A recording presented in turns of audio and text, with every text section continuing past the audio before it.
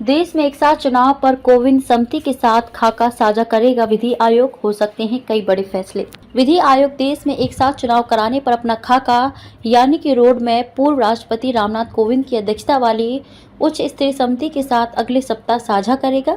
देश में एक साथ चुनाव किस तरह कराए जा सकते हैं, इस पर विचार जानने के लिए समिति ने विधि आयोग को 25 अक्टूबर को आमंत्रित किया है।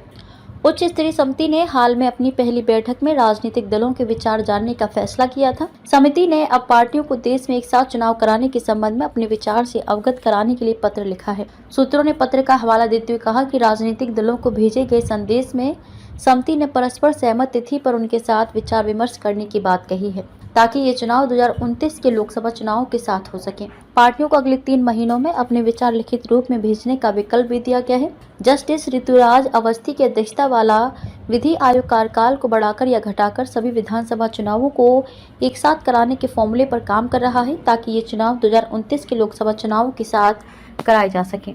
विधानसभाओं के कार्यकाल को कम करने या बढ़ाने का सुझाव। विधि आयोग लोकसभा, विधानसभाओं और स्थानीय निकायों के लिए साझा मतदाता सूची सुनिश्चित करने के संबंध में तंत्र तैयार कर रहा है, ताकि लागत और जनशक्ति के उपयोग को कम किया जा सके।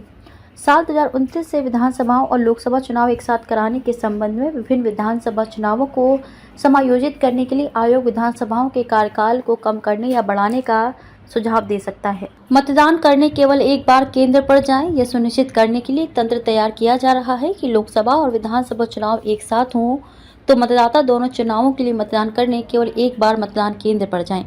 सूत्रों ने कहा कि क्योंकि विधानसभा और संसदीय चुनाव कई चरणों में होते हैं, इसलिए आयोग इसके लिए तौर तरीकों पर काम कर रहा है कि मतदाता को 2 चुनावों के लिए अपना वोट डालने को लेकर एक से अधिक बार मतदान केंद्रों पर न जाना पड़े। सूत्रों के मुताबिक आयोग का विचार है कि विधानसभा और संसदीय चुनाव एक साथ कराए जा सकते हैं। रिपोर्ट ललित चौधरी।